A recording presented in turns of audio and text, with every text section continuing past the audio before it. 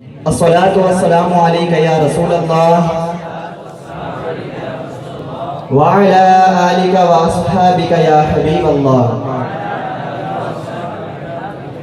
الصلاة والسلام عليك يا نبي الله وعلى آلك وأصحابك يا نور الله. قال الله تعالى في القرآن المجيد والفرقان الحميد: إن الله يمسك السماوات والأرض أن تزولا. صدق الله العظيم. قال رسول الله صلى الله عليه وآله وسلم: زينوا مجالسكم بالصلاة علي فإن صلاتكم علي نور لكم يوم القيامة. یعنی تم اپنی مجالس کو میری ذات پر درود پاک پڑھ کر آراستہ کرو کہ بے شک تمہارا درود پاک پڑھنا بروز قیامت تمہارے لیے نور ہوگا. حصول برکت اور نزول رحمت کے لیے آپ بھی ایک مرتبہ درود پاک پڑھ لیجئے. صلو علی الحبیب صلی اللہ تعالی علی محمد صلی اللہ علیہ وسلم. اعلیٰ حضرت رحمت اللہ تعالی علیہ 10 شوال المکرم 1272 ہجری بمطابق 14 جون 1856 کو ہند کے شہر بریلی میں پیدا ہوئے. اعلیٰ حضرت کا بطور سائنٹسٹ کیا کردار تھا، ایک سائنسدان ہونے کے ناطے اعلیٰ حضرت رحمت اللہ تعالیٰ نے اپنا کیا کردار پیش کیا، یہ میں بات کروں گا. 1880 میں ایک بہت ہی مشہور سائنٹسٹ آیا، پروفیسر آئنسٹائن. پروفیسر آئنسٹائن نے اپنے تجربات سے اور کچھ دلائل سے یہ بات کی کہ زمین گردش کرتی ہے. اس زمانے میں اعلیٰ حضرت رحمت اللہ تعالیٰ علیہ کے ایک شاگرد تھے، مولانا حاکم علی صاحب رحمت اللہ تعالیٰ علیہ، لاہور کے رہنے والے تھے. اعلیٰ حضرت کو آپ نے یہ اپنے وقت کے بہت بڑے ماہر سائنس بھی تھے اور اس کے ساتھ عالم بھی تھے.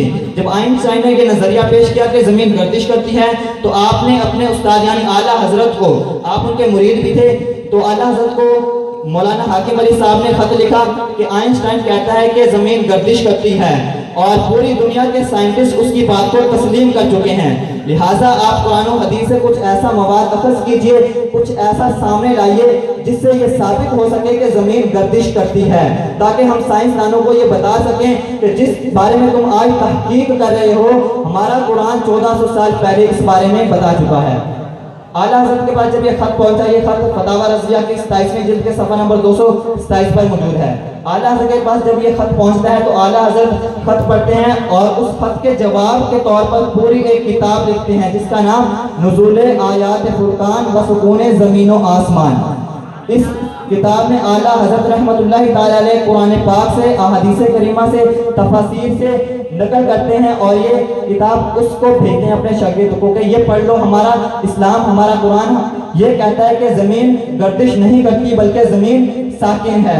اعلیٰ حضرت نے پوری کتاب اس میں لکھ دی ایمان والوں کے لیے. جب یہ اس میں کتاب ان کے پاس، ان کے شاگرد کے پاس پہنچی، وہ پہلے یہ مانتے تھے کہ آئنسٹائن صحیح کہہ رہا ہے. جب ان کے پاس یہ کتاب پہنچی تو ان کو بھی یہ یقین ہو گیا کہ ہمارا قرآن ہی صحیح ہے بلکہ یہ آئنسٹائن یہ غلط کہہ رہا ہے.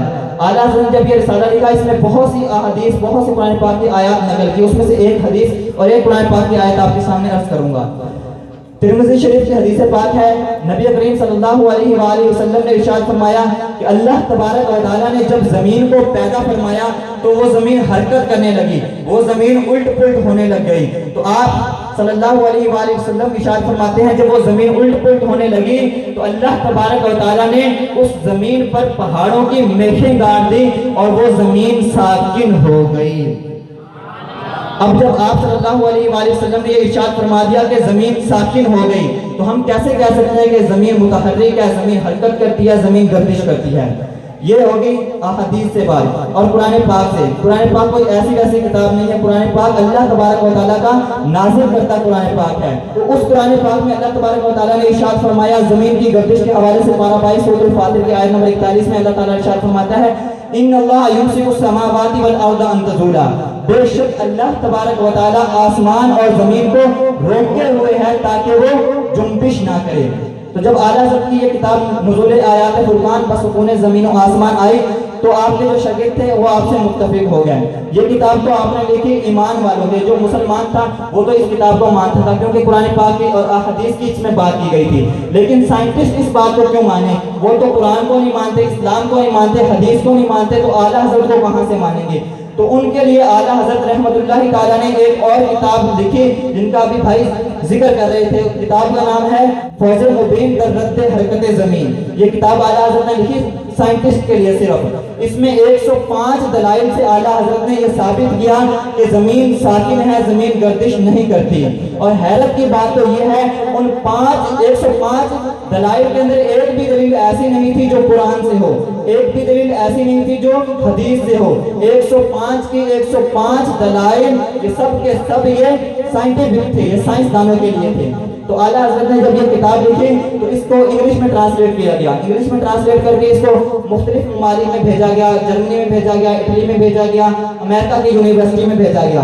جب اسے جرمنی بھیجا گیا تو وہاں کے ایک سائنسدان نے اس کتاب کا مطالعہ کیا اور اس سائنٹسٹ کے ساتھ 100 سائنٹسٹ اور 100 سائنٹسٹ اعلیٰ حضرت کی اس تحقیق سے متفق ہوئے اور ایک کتاب لکھی. ان 100 سائنٹسٹ نے ایک کتاب لکھی جس کا نام تھی 100 آتھر اگینسٹ آئنسٹائن کے نام سے لکھی یہ کتاب. اس میں وہ لکھتے ہیں کہ آئنسٹائن کا نظریہ غلط ہے, آئنسٹائن کو دوبارہ تحقیق کرنی چاہیے, اعلیٰ حضرت کا نظریہ درست ہے.